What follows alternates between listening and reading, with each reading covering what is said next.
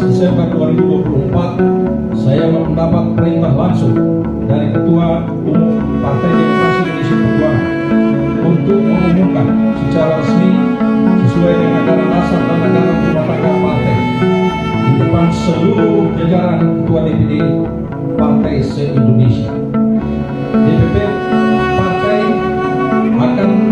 mengumumkan surat keputusan pemecatan terhadap Saudara Joko